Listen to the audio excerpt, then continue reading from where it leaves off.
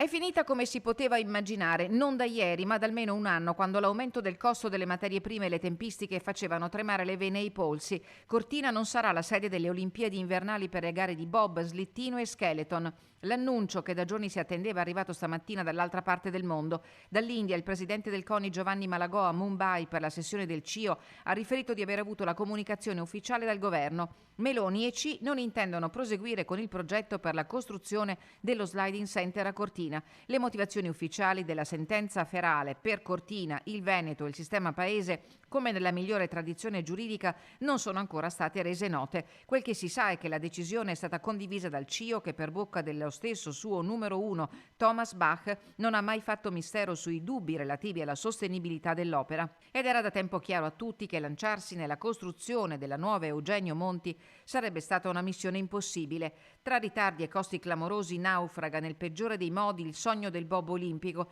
non solo per Cortina ma per l'Italia, visto che per le gare bisognerà emigrare all'estero, in Austria forse, o forse in Svizzera, si vedrà. Per molti uno schiaffo alla regione del Veneto che fa più male, perché arriva dal governo amico. Che oggi, se sarà confermata, immagino di sì, non lo so, cercheremo di capire meglio questa decisione.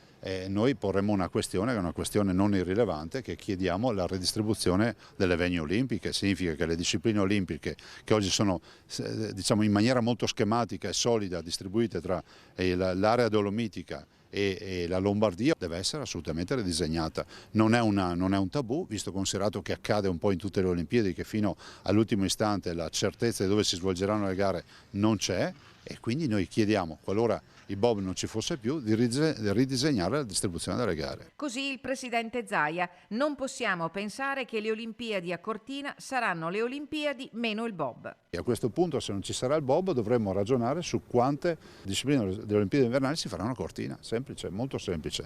No, non è che è tutto mummificato. Visto che che vedo che c'è qualcuno che esulta perché il bob non ci sarà più, vorrà dire che faranno un sacrificio a darci qualche disciplina olimpica.